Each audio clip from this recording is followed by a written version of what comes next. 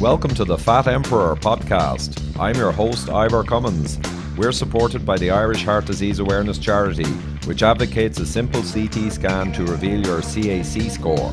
So, know your score and take action to prevent that premature heart attack. Everything you need to know will be right here. We're here at Low Carb Universe in Majorca, and as you can see, the beautiful backdrop behind us, but we're still working hard, don't worry about that. And I'm meeting this morning with Dr. Gary Fettke and Belinda Fettke, who have a very interesting story to tell. So, delighted to meet again, Gary. Belinda. Hi, Ivor. Thank you for having us. Oh, my pleasure, absolutely. And you have a fascinating story, well, kind of two stories. First, your persecution and exoneration, and then we'll get on to the fascinating kind of background of where all the dietary guidelines came from and why ultimately you got into trouble. So maybe Gary, if you start with that. Well, a lot of people already know my story. It's very similar to Tim Noakes. Going back several years, I started challenging hospital food, and particularly the amount of sugar that was given to my patients. And I'm an orthopaedic surgeon in Tasmania. For many years I've been looking after the complications of diabetes, and particularly foot ulceration. So I've been chopping toes off, chopping legs off for a couple of decades, and ultimately you get sick and tired of it. So I looked at prevention, and quite clearly sugar became the number one problem. So I started questioning the amount of sugar my patients were getting in hospital. And to this day, if you've got diabetes in hospital, it's still recommended that you get 3 desserts per day. So I said, look, this is crazy, this is ridiculous. And I started questioning that. In the process of questioning the sugar in the hospital food and junk food in hospital, I started questioning the quality of hospital food, and we all know hospital food is lousy and can be improved. So that incurred the wrath of the dietitians in the hospital, and over a period of time, ultimately I ended up getting reported to the medical board for being dangerous, for recommending anti-sugar and low carb. And then I subsequently got reported again by another dietitian for inappropriately claiming to reverse someone's diabetes, which I'm guilty of. Okay, we did reverse his diabetes. I only came off 5 medications, lost 20 kilos, and all of that. So, and then there was a third notification to the medical board, which ultimately got dismissed, but the first 2 were taken very seriously. And over a couple of years, 2.5 years, I was investigated, and a decision was made against me to say that I'm not allowed to advise my patients as an orthopaedic surgeon to reduce their sugar intake, even if it was shown to be best practice. And that was a decision that was made lifelong and non-appealable. So obviously, once you see the results of low carb for your patients, you can't unsee them. And I've never stopped talking about it, and with the support of Belinda with her research, and with the support of social media and the community, we've kept on challenging that.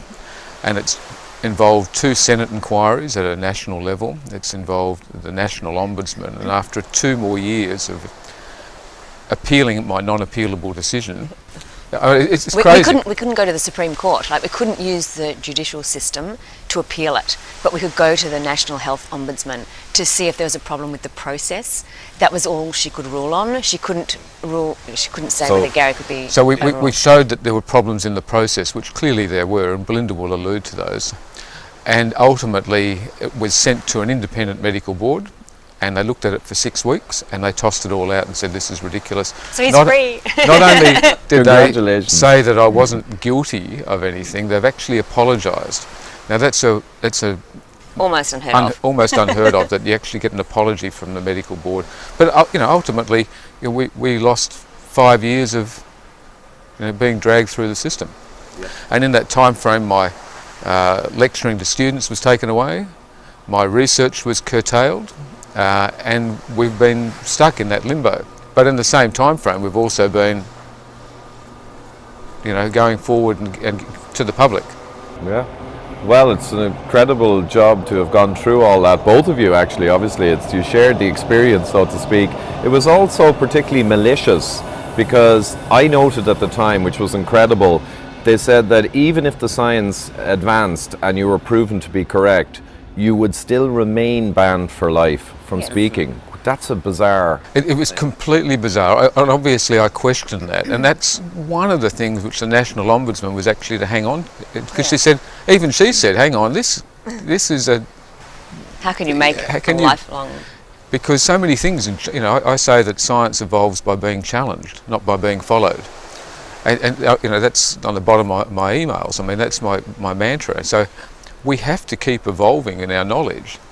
And there are things we do today which are going to be shown to be wrong in the future, as they have in the past. And so it was a dumb ruling, and you know, and thank goodness, it was common a spiteful sense. comment, I think. You know, it sounded spiteful, and it was their undoing, really. Yeah, and it was amazing to me, and I've seen a lot of corruption in this whole sphere, obviously, like yourselves, but that one struck me as bizarre, and the thought crossed my mind as well. That's kind of implicating them, in a sense. So it did turn out to be. And how we got here then is the other part of the story. So you're exonerated. It's a huge shot in the arm for people all over the world trying to promote healthier food, like Noak's exoneration, yours, Anna Dahlqvist in Sweden. It's literally, mine was the last case to be closed. And so therefore, I know that it's pretty well opened the floodgates. I mean, I've been contacted by hundreds of doctors who have said, actually, we feel safe now to go ahead with this. And talk about it. And so therefore, it has opened the door. And it now can become best practice in diabetes management. It can become... He says it can become, but you look on our dietary guidelines and you look at the Dietitians Association of Australia, which is our peak nutrition body, and they're still calling low carb a fad. So while the medical board has said, yes, I think you can go forward with this, I can't see a problem, the guidelines still are rule books that are not going to allow it to move forward. So, and that is a great segue into how did we get here with such absurd guidelines that quite frankly conflict with the science at this point? There's no question. Well, let's take a snapshot of time now, which is, if we look at, we've got an obesity epidemic, we've got a health crisis on the planet right now. You can see that walking down the street. And so we've had in place dietary guidelines for a long period of time, and one of the arguments is that we don't follow the dietary guidelines. Well, we know we do. If you look at the last 40-50 years of data out of the US, out of Australia, out of the UK, we have in fact increased our cereal and grains, we've decreased our meat, and particularly our red meat consumption. We've done that. So the current dietary guidelines are cereal-based, grain-based, anti-meat, anti-dairy, and rapidly becoming vegan. So that's the food pyramid, that's really what's being promoted at the moment, and guess what, it hasn't worked. So therefore, we've looked to say, and obviously low carb, healthy fat living is not the food pyramid.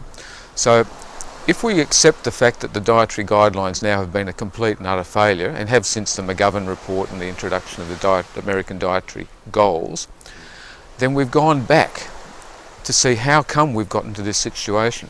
Because Belinda said, we're all going blue in the face talking about this, and Belinda's gone, well, hang on guys, why are we being obstructed? Why have I been obstructed? It's got to be in those dietary guidelines, but more importantly, what's influencing them, and so that's the segue in. Whatever we're doing at the moment isn't working. I'm challenging that. What am I challenging, the guidelines, or am I challenging the vested interests? And as it turned out, it's the vested interests that have been blocking myself and others in this whole process. And I think that I guessed that it could well be the sugar industry. In Australia we have a very large sugar and wheat industry. So we sort of thought, okay, they're really unhappy about that, so I thought it was vested interests. But when I started looking deeper, it was really fascinating. Everyone's sort of gotten stuck in this 1977 and the change to the low-fat guidelines. But I just kept going back, and it was fascinating, all the way back to what I've come to understand is it's the evolution of the evolution of our plant-based dietary guidelines have come from the two arms of the temperance movement, which sounds really bizarre, going all the way back to the 1800s. And in prefacing this conversation, I think it's really important to say that I'm not anti-religion in any way. Going down and finding some very strong religious influences on our dietary guidelines was just something I never expected to find. So I'm not anti-religion, and I'm not anti-vegetarian or vegan even. I think people have the right to a choice, and whether that's cultural, ethical, or a religious ideology, they have that ability to have that choice in our current society, I would think, and certainly from me. But as I've gone through and looked at their influence, the influence of vested interest and religious ideology on our dietary guidelines, and particularly the evolution of the plant-based, which is, I believe, a vegan dietary guidelines, they've taken away my choice, and they've taken away your choice, and they've taken away society's choice to eat meat. And it's bizarre. You think, I thought Gary was in trouble for talking about sugar and cereal, but it was actually he was in trouble for advocating animal protein and animal fats. Right. And this story, and I am broadly familiar with it, though the viewers may not be, it goes back literally to the 1800s. If Yes. you do proper detective work, which no one really has, it's... Well, except Belinda. Except Belinda, Can I just say though, Reese Southern, there's a young guy in America. Reese Southern has done a lot of research into specifically the Seventh-day Adventist Church dietitians on the dietary guidelines. So from about the 1950s, a lot of my research I got from him. So I'm not the only person, but he hadn't realised the medical influences. He was specifically looking at dietitians, but it gave me an amazing segue into going back. But I then went back even further, because I found that the introduction of the formation of the American Dietetic Association was founded by a Seventh-day Adventist. So, going even further back, but he'd certainly found a lot of information from the 1950s. All right, great. So if we go to the origins of the origin, back in the 1800s, Yes. Yeah. where it really began, this influencing force that I guess grew over the century and became more and more organised and more modern and subtle in its actions. It started in the late 1800s with a certain lady, I think. It actually started right at the beginning of the 1800s with a guy called Sylvester Graham, and you may have heard of graham crackers and graham flour and all those. They were all to stop people being stimulated by caffeine and alcohol and cigarettes and meat. And they believed there was a scientific and political and religious rationale for vegetarianism. So the health reformers of the early 1800s were the start of this rationale. Western vegetarianism is completely different to Eastern vegetarianism. Gary will explain that. Well, Eastern vegetarian is based upon a cultural respect for where the animal sits within the whole food cycle. And even in Eastern vegetarianism, they will eat some animal produce, and then when the animal gets old, they'll, for a lot of religions, they'll actually eat the animal, but that's done in a respectful way. And so Eastern vegetarian is built on centuries of care for the soil, the environment, and the whole picture. Whereas Western vegetarianism really only goes back to the early 1800s. And it's purely to stop people. Yeah, to quell their lust. Their lust. And it seems strange, but that's what it is. And then that's evolved until one group, which was the founders of the Adventist Church, and then extrapolate. They brought those principles of, so it wasn't just stimulants of, again, caffeine and alcohol and cigarettes, but they believed one of the biggest stimulants in our life was meat. And it actually became church doctrine to not eat meat, to stir baser passions, and the most heinous sin of all was masturbation. So this is where cereals came from. The cereal industry was birthed from this belief that they had to try and find ways for people to have protein and different things in their body to get rid of meat. Right, because meat was seen, and I think the origins of the word, I mean, carne, meat, carnal, there's a lot of negative connotations in history, and I guess they really jumped on that and saw it as a really big negative influence on the society, like alcohol or things that it would drive. The main thing was they thought it was masturbation, though. Her entire book, her first book was a solemn appeal to mothers and how to stop your child masturbating. And the biggest thing was not to put meat on their table. And I segued it sort of differently in my talk. So I really came back and talked about the temperance movement and worked out ways, because John Harvey Kellogg is obviously someone we recognise as a person involved with the cereal industry, and he and his brother developed the flaked cereal. But it was, so then I said, well, why was he so intent on developing peanut butters and nut meat analogues and all of these other things?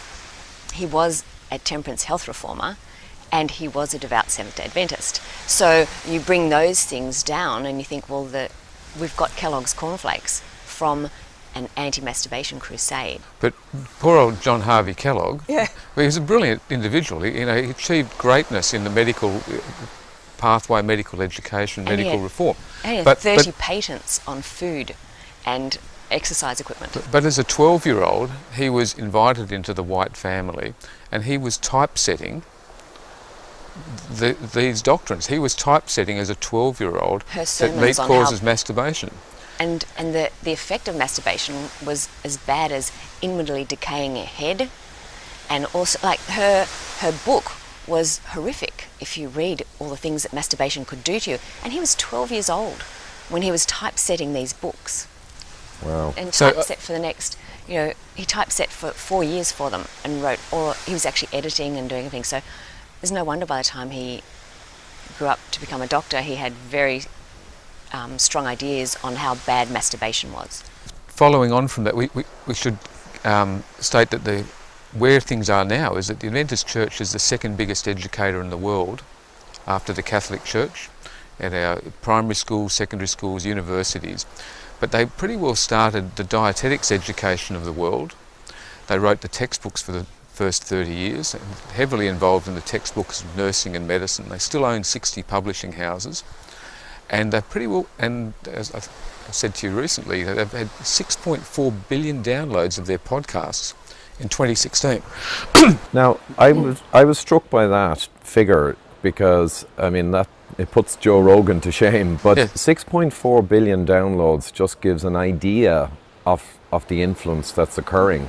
And I think the financials of this whole organization that influencing in so many ways, their financials are quite stunning too across the world, aren't they? Well, again, industry. they own pretty well, so involved in the food industry, horizontally and vertically. Acknowledging that only about 8 weeks ago, the senior members of the Adventist Church published an article in a journal called Religion, acknowledging virtually everything we're talking about now. So this is not, they're not hiding it, they're actually not upset by it, they're actually proud of what they've been able to achieve. And so they are the originators of nutrition science. They have been heavily involved in our nutritional guidelines since the beginning, because the American Dietetics Association was formed in October 1917 by Leonard Cooper, who wrote these textbooks. She worked with for John Harvey Kellogg. She was an Adventist and a vegetarian. And a vegetarian at that time actually turns out you were a vegan. The term vegan didn't turn up till... Wasn't coined till 1944. So the Adventist Church doctrine was based on the Garden of Eden, the young earth creationists, and so the Garden of Eden was fruits, nuts, vegetables and seeds, and so that was all. So there's no history in hunter-gatherer. There's no place in their history there's no evolution, but there's no place in history for meat. So they truly believe this is what we should be eating. And hey guys, just a quick break to remind you that this podcast is only possible due to funding from the Irish Heart Disease Awareness Charity and its founder David Bobbitt. David discovered he had massive heart disease in 2012 and could only do so by getting a 5-minute calcification scan and CAC score. It enabled him to take action to stop the disease process and to save his own life. Now he is spending millions to help others do likewise. All we ask is to help get the message out on the power of CAC, watch the Widowmaker movie linked at the end of this podcast, and share it as widely as you can. Thank you, and now we return to the conversation. So the eating of meat is it's an aberration. It's humans going a bit crazy. yes, And driving further craziness and self-abuse. Yes. Yeah, and I think just in terms of I didn't know any of this story, obviously, before you dug it all up, and the other guy, whoever. But I was aware that in the McGovern Commission there was a very influential young person who was a vegetarian. I was aware of that fact, and I suspected that because vegetarian or particularly vegan people are extremely motivated ideologically, whereas the average person is not, I was always guessing they were disproportionately represented in guidelines bodies and anywhere where they could influence, which is okay. I'd do that if I was ideologically motivated. But I think it's just so much more huge than we thought. They've been working their way up through the system for 100 years. And can I say, a lot of their ideas are amazing. Like, it really is. It's about rest and exercise and a whole lot of sunlight and sleep and community, and the anti-alcohol, cigarettes and stimulants.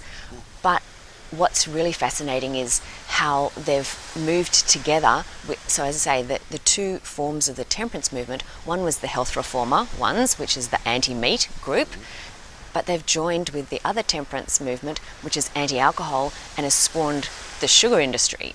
So it didn't start sugar, but it formed these industries of Coca-Cola and ice cream sundaes and chocolate and all those other things. So this sweet, and also then putting the sweet into the cereals, it allowed them to find a way to celebrate as families and be communities and whatever else, not having alcohol. So these soda fountains were called the New American Bar. You know, it was an ally of temperance. So the food industry that was creating the sugar and the food industry from the Seventh-day Adventists that were all aligned with vegetarian substitutes of meat just match so beautifully together, because the sugar gives shelf life to the vegetarian products. It doesn't help meat.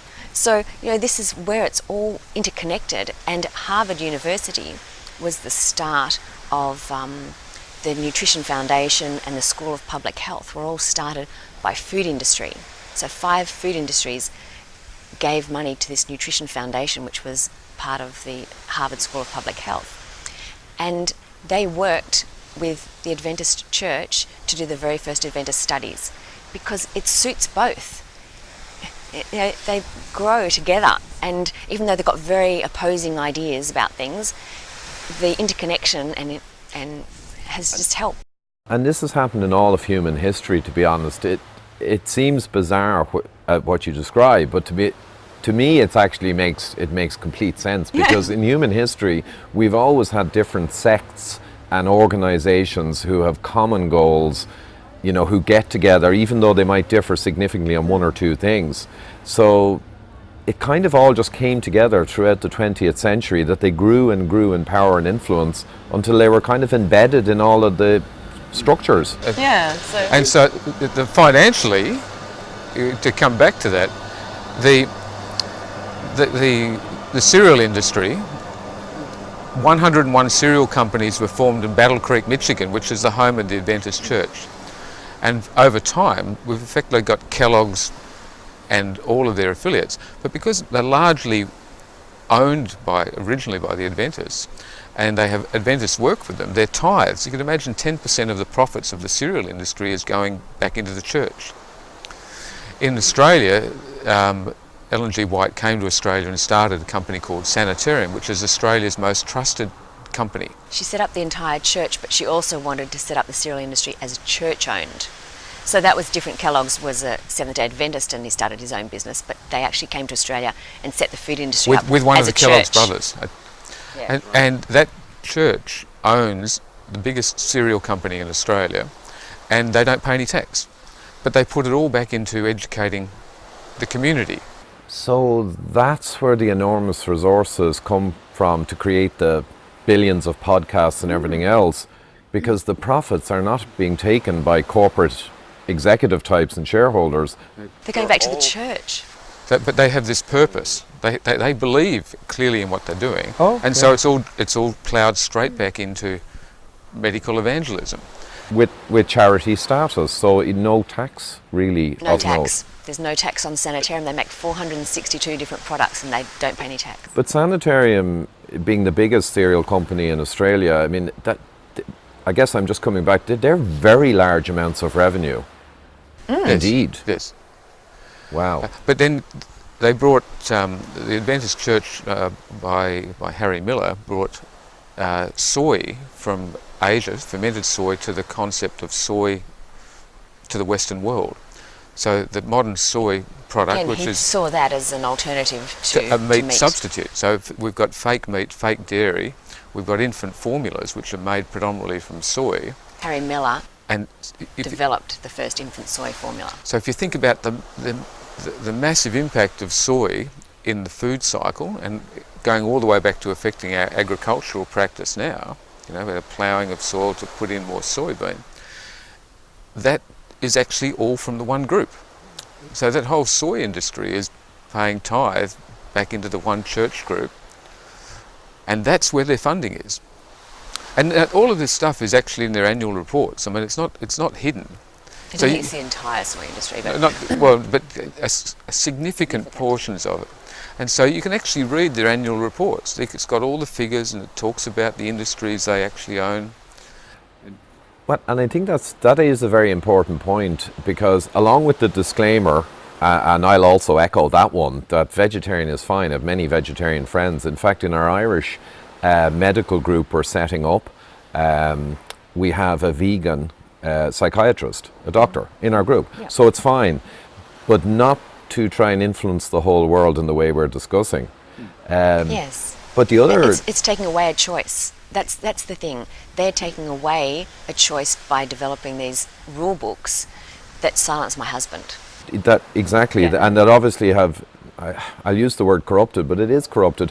Soy, refined grains, and infinite formulas, and all the fake food, that's having an enormous negative effect on the world's health, even though they had good intentions. So this is not like a conspiracy where it's really unknown, like Twin Towers or anything like that, where it's really unknown what happened. All of this is on the record. It's all So there. we'll put links to it. It's all historical, just reality. Yes. Yeah. And where it's going now is the concern. So those two arms have come together, and so when you hear the term exercise is medicine, which is a brand owned by Coca-Cola and has come down that whole pathway. So whenever you hear the term exercise is medicine, that's effectively the food industries. It was started by Coca-Cola, vice president in 1978, the International Life Science Institute. So they have got over 400 companies that are food and pharmaceutical industries, plus whatever else, Kellogg's and Coca-Cola, nicely planted in there. And so this exercise as medicine is being led by, it's driven by Coca-Cola, with the entire ILSI in the background. So you can imagine Coca-Cola's coming this way. And on the other side of it, the new term is called lifestyle medicine. So whenever you hear the term lifestyle medicine, that's pretty well been set up, started by the Adventist Church. Virtually everyone at the senior level over the last several years has actually been from the Adventist Church. Senior level in America, in Asia, in Australia, and the global movement. In the Europe, I don't believe it's as heavily influenced. So they're just seeing the movement as an amazing thing and joining in.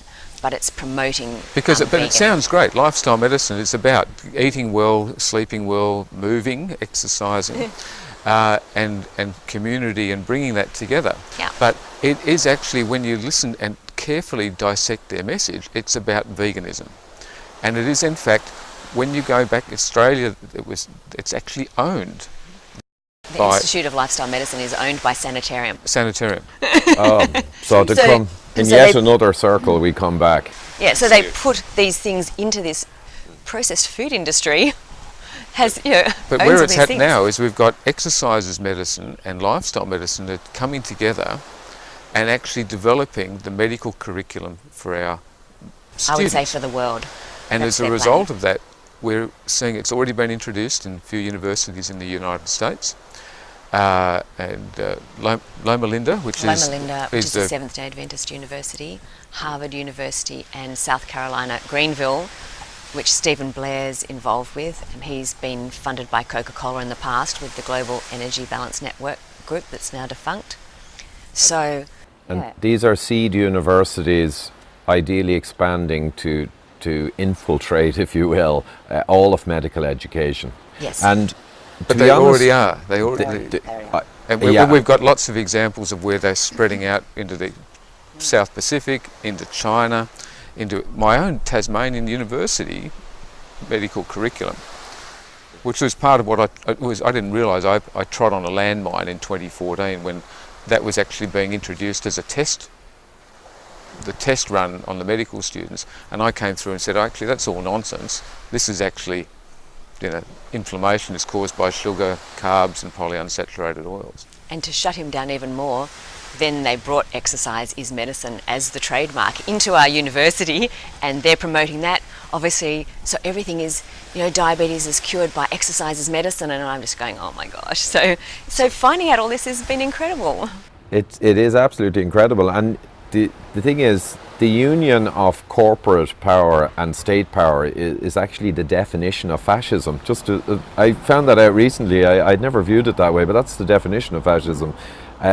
Here, interestingly, I'm not saying it's fascism, but we have the allying of corporate power and ideological kind of religious interests together, which becomes extremely powerful because the huge revenues coming in can be redirected towards changing the message, changing the whole perception of everyone. So I'm guessing now that people should really be aware of this and begin to counter it and counter the fake food culture that's being generated. I think the first, we know that there's a health issue on the planet, obesity, diabetes out of control. And we have an answer, which is healthy eating, eat fresh, local, seasonal food, which actually turns out by definition to be low carb, healthy fat. So we have an answer, we have an antidote. So why isn't it being promoted? Why isn't it becoming first-line management? Well, now we know.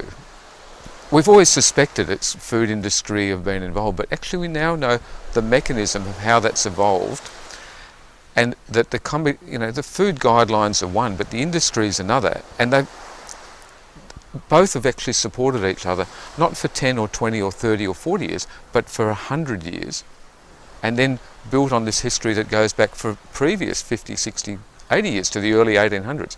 So our whole, and I call that generational education. You believe what your teachers have taught you and your teachers before them. So as a result, this has just become the norm.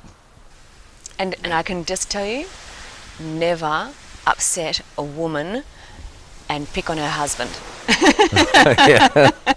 Absolutely, because look what's happened. All of this has become revealed. Yeah, if they'd never gone after Gary, and if the medical board had just gone, this is a bit silly, let's have a conversation, we want you to get off social media or whatever else, I would never have looked.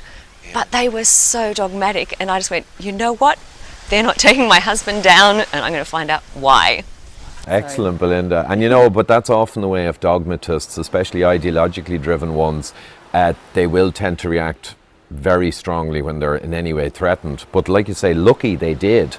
And with Noakes as well, lucky they did that absurd, accusation. And now it has blown back on them. And, See, that's what Russ Green found out. He found this exercise as medicine. Like, that's influenced Tim Noakes. The International Life Science Institute is that powerful one that seems to have affected Tim Noakes. But now we've brought in the fact that it's not just that, it's this as well. And Tim was just like, oh my gosh, now I understand why the vegan movement was so anti what I'm talking about. And I think so we have layers here of marriages made in hell, essentially over hundreds of years, creating a dysfunctional family and a disease epidemic. But there is one thing though, the ILSI, I might just call out, I had a run-in with people involved with the ILSI and I wasn't aware of them. I was involved in a debate and I found out afterwards about the ILSI. But from Belinda? From Belinda. I'll let you know because I've been looking into it all. You're right, we messaged at the time. Yes. You tipped me off. Because and I was amazed when I looked up ILSI. It was a think tank, which is always suspect, started in America, right, around Washington or something. In 1978. 78. Right. You see a think tank starting, that's corporate revenue kind of stuff going on. It's just the way it is. But when you look, and all their directors on the industry side cover every Coca-Cola, Nestle, Danone. I mean, it's just a who's who, Kellogg's, all the cereal guys. And then you look at the other side, directors from like education and medicine and all these professors, every country, allied. And I just looked and I said, whoa, that's exactly what I'd do if I had an interest to make what you're describing happen. Of course you would. Key opinion leaders, bring them in, get them on board, and talk about research and advancing health. And it's always eat more, eat less. If you have a look at all of their programs, and carbohydrates are the gospel truth, you know. Oh, eat less, move more. It's the classic SECO, calories in, calories out, deception that Coca-Cola and all the food companies love. But if you listen to them now, it's exercise more, eat less meat. That's what we've worked out. You know, ILSI and the religion, this is what they're after. Move more and eat less meat. Now, just to be clear, that is certainly the intent. That's not technically a phrase yet. No, but if you'll hear it. So watch out for that. You look for it. So, I mean... They're talking about meat tax. ILSI now, ILSI are taking dietetic education into China. They're writing the textbooks for dietitians, or dietetics for China at the moment. And medicine. So, the things to listen out for, now that you know... They might not specifically say eat less meat, they'll call it plant-based. But you know... Euphemisms are everywhere, yeah. When you hear the terms plant-based diet, when you hear the term vegan, when you hear the term exercise as medicine, when you hear the term lifestyle medicine, ILSI, just recognise that they have a history behind them which is actually based on ideology, which is now intertwined with corporate vested interests, and it's not there for our health. Well, it's advertised as such, and they believe in it. And I was going to say... We don't always agree, okay? There's a bit of marriage counselling. Ivor, intervene, quick. But they believe it's for health. So, in fairness, but health and salvation, and that's the difference. It's the heady mixture that's always the problem, and in fairness, the disclaimer is very important, not against religion, not against these diets. However, the problems with religion historically for thousands of years, often they've been great ideas with good intentions, but certain dogmas then are what have caused the issue over centuries and millennia. And here we're seeing, you know, a lot of what they're doing is for the right reason. It's good stuff. And unfortunately, it's just carrying with it a Trojan horse of something that's completely irrational and anti-scientific, and that's being carried through. And unfortunately, I think that's perfect. That's a brilliant summary. They just got off to the wrong start. So, you know, occasionally you might drive up the highway on the wrong side, and sooner or later you'll work out that, hang on, we're in trouble. Unless you get the whole world to switch the sides which you drive on, which it looks like what they're trying to do. Because they realise we're in trouble. But I actually think, you know, there's this head-on collision about to happen. And if we understand history, I mean, I looked at her aghast. I went, what? No. Conspiracy theorist. And then before... But it's not conspiracy, it's history. I know, but when maybe Gary first heard the stuff, he's saying, hold on a minute, are you sure? He'd come home from work and I'd go, you won't believe what I found out today. He's just going... I spoke out about this at the CrossFit Games last year, the health conference, and I said to Belinda, I need to now recheck all this before I'm going to say it out loud. He'd been listening to me and just believing me. And so I got all the references, so all that talk was completely referenced. But before that, we actually popped in and saw... I rang up Zoe Harkham and said, Zoe, I'm going to drag her in. I said, Zoe, can we come and have a chat to you? So we travelled from Australia to Wales. Zoe and Andy and Marika Sorbs came up from Cape Town, and we sat there in their house for 5 days and said, are we crazy? Can we just check it all with you? And so we had 5 laptops going, all cross-referencing, and they actually agreed, yeah, you're actually right. We're not making it up. And then that talk was given. It's been acknowledged repeatedly since then by members of the Adventist Church. We've got a lot of ex-Adventists who have come along and said, you're absolutely right. They'd probably be my biggest supporters now, like some of the people who would contact me the most and talk to me and just go, just makes sense, I hadn't realised. And then in most recent times, this acknowledgement by the Adventist Church that what we're talking about is actually completely relevant. So as we all move forward, it's just important to know if someone comes to your table, what hat they're wearing. Yeah. And I think in going forward, ideology also needs to be discussed as a conflict of interest in nutrition science, because it's having a huge influence. I actually love that point, Belinda. There's so many important points here, it's dizzying, but that one is huge in itself, because an ideological driver for a human being is much more powerful than simply some extra money through classic conflict of interest. The COIs we see influencing medicine, and there are studies on this, can sometimes only amount to a few $1,000s a year and gifts to doctors. Sure, but ideology is a much more powerful driver of a human than any Well, it comes money. from the heart. It comes from the heart, and it's part of your essential intent, we used to call it in management. But that's a huge point. Conflict of interest should include, if you have religious and ideological beliefs, that clearly would affect your bias towards certain. But this is where it is. You know, there's a huge conflict of interest, and it just needs to be acknowledged. And in going forward, if we're creating, I mean, do we need guidelines at all? But for sick people, if we're going forward and creating guidelines, we may need those people who've got incredible experience in a vegan diet to be helping write that part of the dietary guidelines, but acknowledging their beliefs. And then people who want to talk about low carb, we need to get those people in, not the people who have got the vegan interests doing the low carb. You know, it's about creating fairness, I think. And transparency and above transparency. all. Transparency above all, where everyone has laid it out on the table where they're coming from. Yeah. Very good. Well, I think that's going to begin happening in the coming years. The rate at which all of this gets resolved is the debate, I think. I know, talking to Andreas Seinfeld about this a few times over the years, will it take around 10 years to largely get more clarity, transparency and good science? Or will it be faster with the growing low-carb keto movement? It's quite rapid growth.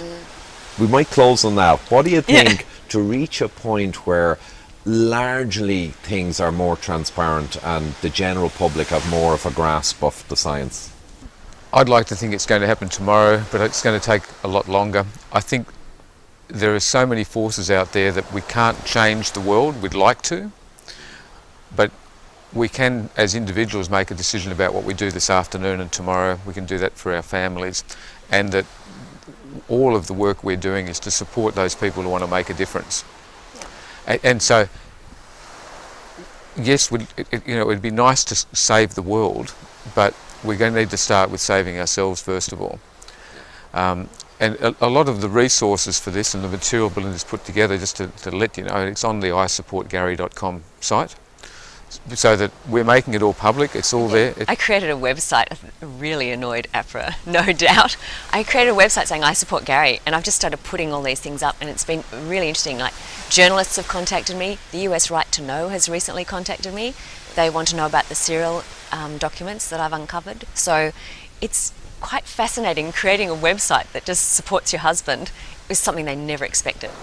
It was superb, yeah, and that's the beauty of the modern, internet environment where people can fight back with information against misinformation. So that's a fantastic platform, and I guess when I release this, I'll put the links also. Thank you. And I also think if we mentioned this before, a nice kind of a family tree going back to the 1800s, just with the key players and interconnections, maybe that's something to be good to put. I would like to work with you on that. Excellent, we'll do that for transparency. Transparency. Not for going after anyone, for transparency and Just honesty. put it there. Great. Thanks. Hey, thanks a lot, Belinda. I appreciate Fantastic job. Great job you guys have done. Thanks, mate. Thanks. Thanks for tuning in, guys. If you're watching on YouTube, you can see my subscribe button in the middle of the screen, a free viewing of the Widowmaker movie on the far right, and myself and Dr. Gerber's book, Eat Rich, Live Long, on the left. Otherwise, please do subscribe to the audio podcast. Thanks.